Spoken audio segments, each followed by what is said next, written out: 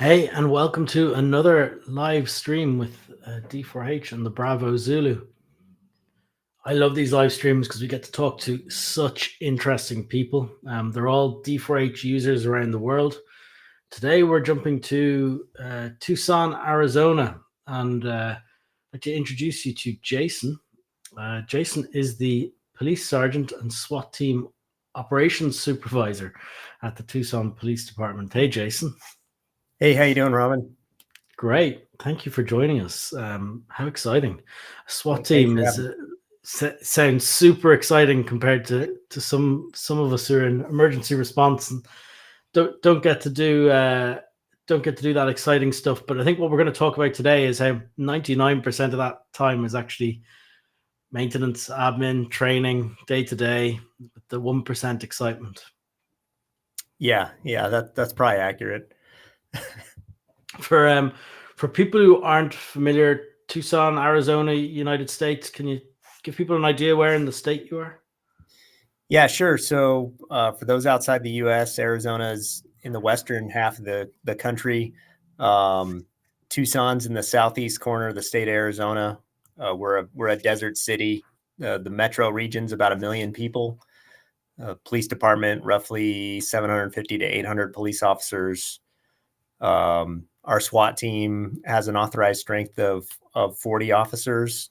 About 13 of us are full-time, and the other half are have collateral duties. So SWAT is a collateral assignment for them. Yeah. So they're detectives, patrol officers, plainclothes officers, et cetera. And then they also work as SWAT officers. And for a SWAT team, I'm sure there's pre-planned events and things that you'd be scheduled to attend with there, or is that more public order, or is it more all reactionary? It's quite a bit reactionary. The way we are currently set up is so our full-time contingent will get supplemented by our collateral folks, and we support quite a few surveillance customers, and will react to targets that they have on a day-to-day basis. The bulk of us work Tuesday through Friday, kind of on a swing shift sort of setup. What's a surveillance customer? Good question. So our department has I would say about 6 different investigative customers that do surveillance for a wide range of entities within the organization. We primarily work with the ones who focus on violent offenders. They'll go out, they'll look for targets, they'll brief us on targets, and then if they locate them, they'll call us in for the apprehension. That apprehension could be in an open air environment, in vehicles, in houses, apartments, etc. So these are people who are wanted for something at this time, or they're acting violently at the time? No, they're suspects in violent crimes, so they are wanted for murder, etc. That is quite a bit of the bulk of our work. We also do, just like any other SWAT team, barricaded suspects, hostage rescue type operations, some VIP protection details during election seasons, public order type, supporting, mobile field force teams, etc. So yeah, we stay pretty busy. Yeah, absolutely. And so are you all centrally located in a building, or you spread out? Is just the 15 of you centrally, and then the others are on shift elsewhere? Yeah. So for those of us assigned full-time, we're assigned to the Specialized Response Division, which is based out of a police station here in Tucson. That's kind of our hub of activity. That's where we keep all of our equipment and our vehicles.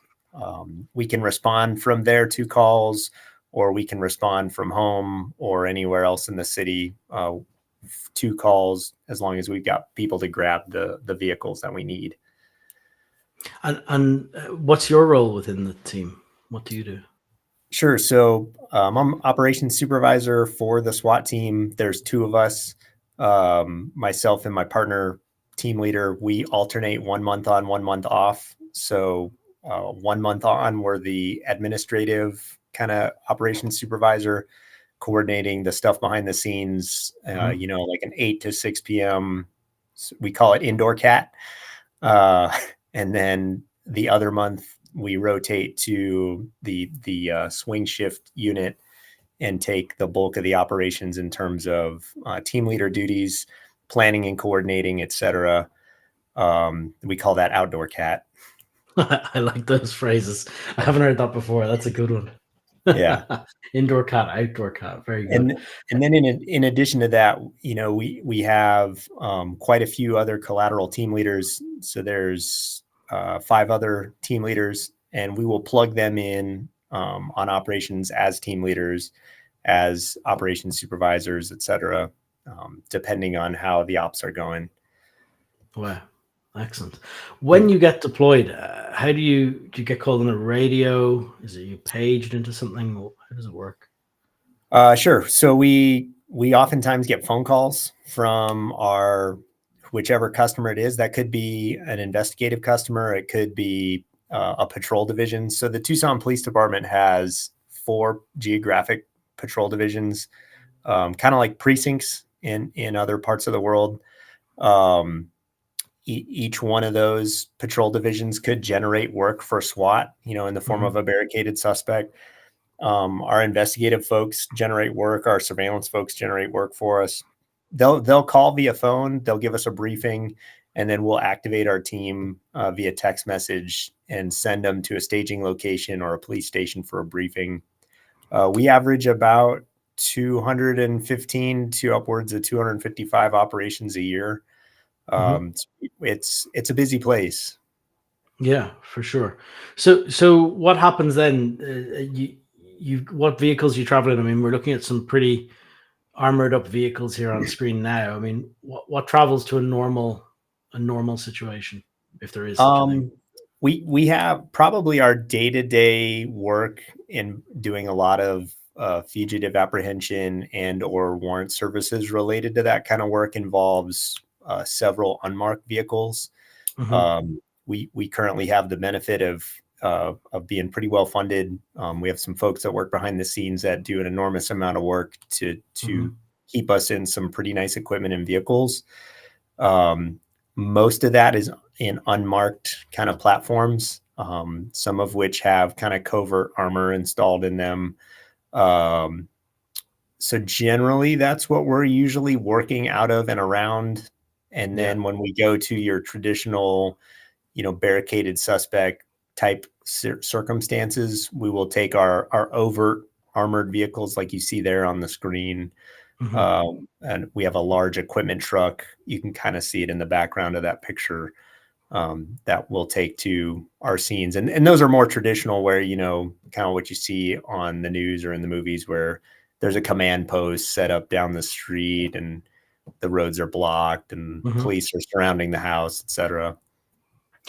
My impression of Arizona is you get some pretty hot days and cold nights. Would that be accurate? I mean, I grew up here and in Southern California, so cold, I think from what I would describe as cold is probably relevant, not necessarily relevant. If it gets below 40, I'm cold.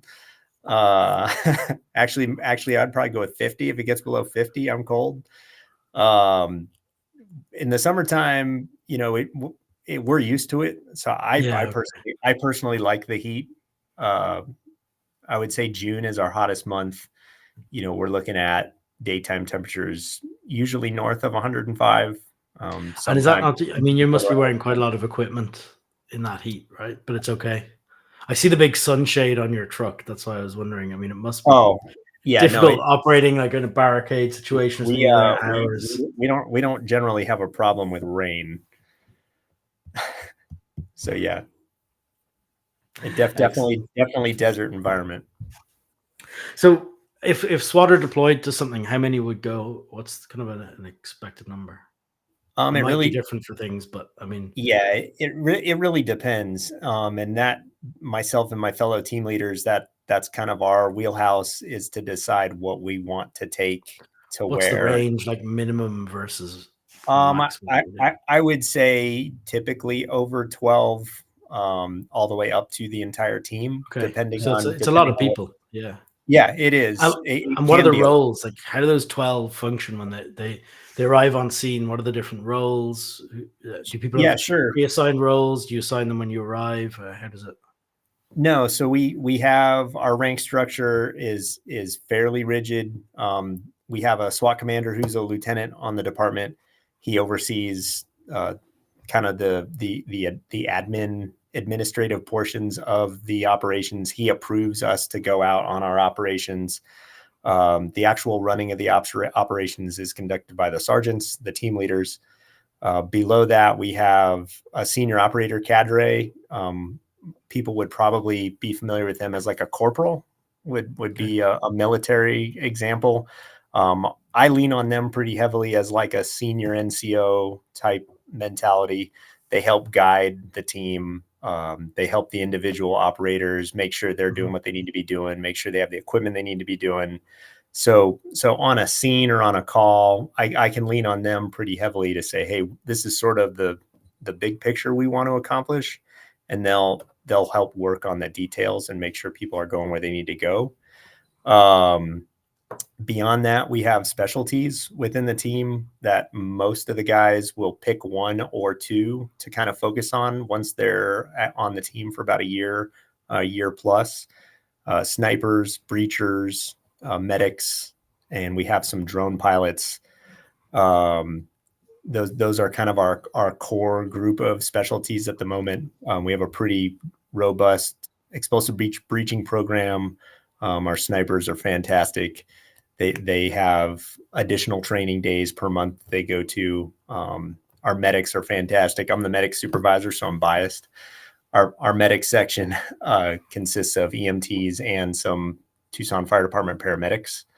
And so each one of those subspecialties, they've got extra training days on top of the regular team training days that they have to go to throughout the year. Excellent. So that's the life of outdoor cat. Let's talk to indoor cat.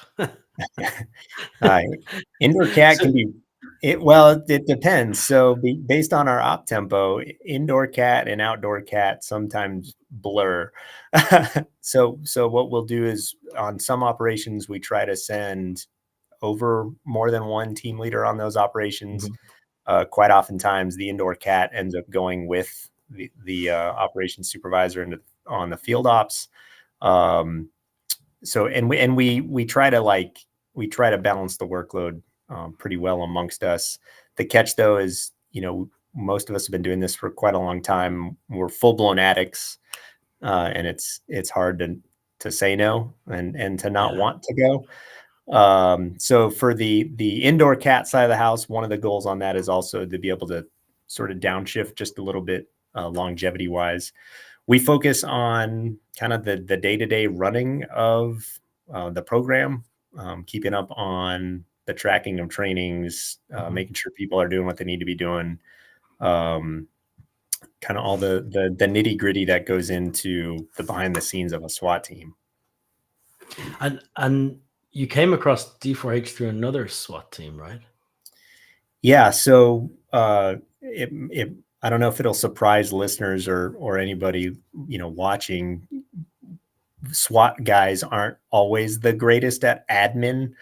And we hit an inflection point about a year or so ago, looking at what we had and we were tracking equipment and training in a wide variety of ways. Excel was generally the go-to. And quite honestly, it was not meeting our needs by any stretch. We had a homegrown computer program developed through Microsoft Access that, it just wasn't supported any longer. And we kind of looked at it going, hey, all this stuff probably was great, in the early 2000s, but we've hit a point where we need some professional help. We started looking around at other places to see what they were doing, and the answers we found were pretty shocking. To be honest, that there wasn't a one size fits all solution to kind of do what we wanted to do for tracking equipment and ops and everything else. And what was also incredibly surprising was there's not a lot of teams out there that were doing it any different than we were, which we were really shocked by. We reached out to one of the neighboring agencies up in the Phoenix Valley. So for those outside of the United States, Phoenix, state capital of Arizona, it's right in the center of the state. It's about 2 hours to our north. There's a city there called Chandler. They have a very modern SWAT team. We went and spoke to them, and they were using D4H, showed us how they used it. And quite honestly, it was the greatest, sales pitch we could ever ask for, because it was SWAT guys showing SWAT guys how to use their program and what they were using it for, as opposed to, a salesman, for lack of a better term. Yeah. And we were able to ask some really, direct questions and get extremely direct answers back, as opposed to, sometimes the norm with tech companies or equipment companies. And we test a lot of equipment. We get a lot of equipment, and, quite honestly, those reps that, they're always willing to say, hey, this will do whatever you want it to do. Oh, of course, it'll solve this problem, of course. And we've been burned by that. And so talking to Chandler, it was great, because we were able to ask all those questions, get a real answer, and it turned out to be exactly what we were looking for, which has been awesome. So you're managing your equipment and training and personnel in D4H, is that right? And a couple of other things, I think. Yeah. So how we're currently using it is we use it as our equipment inventory. It also tracks our expendable supplies. On the personnel side of the house, we also use it to track our operations. So we don't use it for the RMS system. That's just too big of a behemoth to take on in an agency our size. So how we use it is we'll do our after action reports for each training and or operations within D4H with a little blurb, kind of specific to our ops, and then we'll link it to our case numbers for our RMS system. And then on the personnel side of the house with training, we track their qualifications, the trainings they've gone to throughout the year, the ones they've missed, anything we want them to, make sure they redo or get remedial training on. We never had a system prior to that. We would have to track it essentially, pen and paper almost. And it's a game changer. That's good to hear. So just describe life before versus after putting D4H in. Like, what's that look like? So prior to D4H, we tracked our after action reports via homegrown program, built within Microsoft Access. Microsoft Access is no longer supported. And quite honestly, it's essentially a glorified spreadsheet when you get behind the scenes. All of our training, to be honest, we really didn't track it. We didn't track it the way we should. And it was Post-it notes, Excel spreadsheets, a combination of the two, memory. Hey, this person needs to do this. Hey, this person needs to do that. And quite honestly, we had a lot of lapses. There were a lot of things that got missed. And this is a really easy way to keep us on track. Within the qualifications, we track their qualifications they need to complete, and we also track sort of what we would describe as, I guess, extra training. And the way it's laid out, it allows us to see when we've touched that last. If we want to do something every year, we can look back and just see when we need to do it again. We can set the expiration dates on it, which is great. Send us reminders. So yeah, that's how we're using that. I guess that's how we did it before, and how we're doing it now is much better. Excellent. What about equipment? You've got all your equipment in, do you? Is that right? We do. We track all of our inventory with D4H, which, I mean, you can imagine a major city SWAT team in 2023. It's several $1 million worth Mhm. of material. Prior to that, it was all done via kind of ad hoc spreadsheets, which really isn't a great way to kind of track where your stuff's going and who has it and how it's being used. Yeah. We also track our expendable munitions inventory via that, which has made it nice to see what we've got and when we need to do reorders, where stuff's going, how it's being used, and then being able to link that to the AARs, the after action reviews that we're doing within D4H. It's a one-stop shop for that information. While you're on that, pause there. If there's anyone watching online who'd like to ask a question to Jason, we are live. Just type your comment in wherever you're watching, LinkedIn, Facebook, X, anywhere you've got. You can type your comment in, and we'll be able to answer it here in the little bit of time we've left. Jason, sorry to interrupt you there. No problem. So, you've got inspections set up as well. Do you that are recurring? We do. We have some vehicle inspections that are set up to recur weekly. We've got some of the things the full-time guys take on as their day-to-day is a lot of the vehicle and equipment maintenance. We have our SWAT armor who does solely that job, in addition to going on operations. The inspections that we use allow our guys to kind of stay on track. It's a good reminder for us to keep up on our vehicles. We have, I mentioned previously, we have some very nice stuff. We also have some very old stuff, and not really anything in between. The really old stuff requires a lot of TLC. And then the really nice stuff we're trying desperately to keep really, really nice. So the inspections are a nice way to just kind of like, keep us on track, make sure our maintenance is good to go. We've got a wide range of folks on the team. Some who've got good mechanical background, some that we teach, and it's a nice way to have a uniform standard.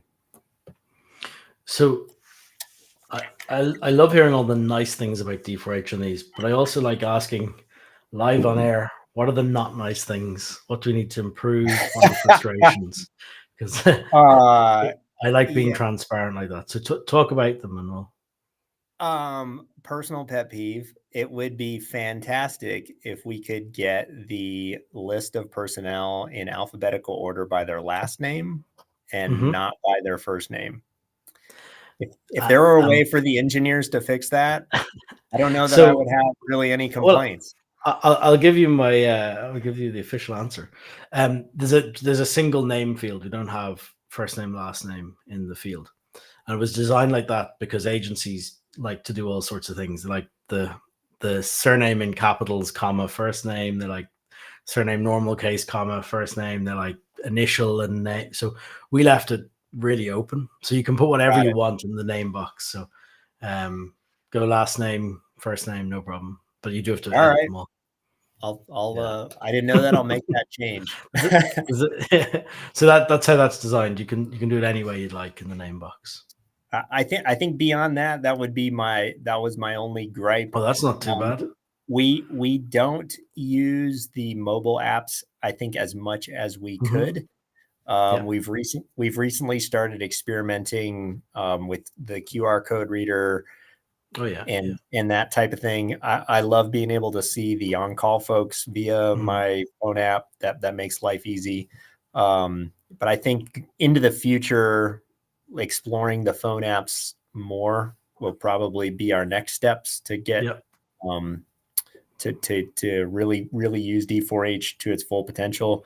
We're also currently uploading 2 years worth of our AAR data into the system, just so we had a really easy way to search. So we wanted to kind of go three total years at any given time were any entities to ask, which is nice. But yeah, I really don't have a whole lot of negatives on D4H. It's good to hear. Great. Good. Is there anything I can answer for you about D4H? No, I would say one of an underrated thing that I wasn't aware of when we recommended that our department purchase the program. We didn't have a complete understanding of what the onboarding process was. So if there's anybody that's going to watch this that is considering D4H,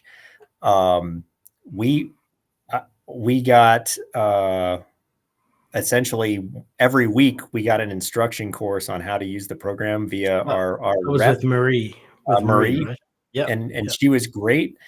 And for those of us who don't always have the largest of IT backgrounds, I didn't expect that, and it was fantastic.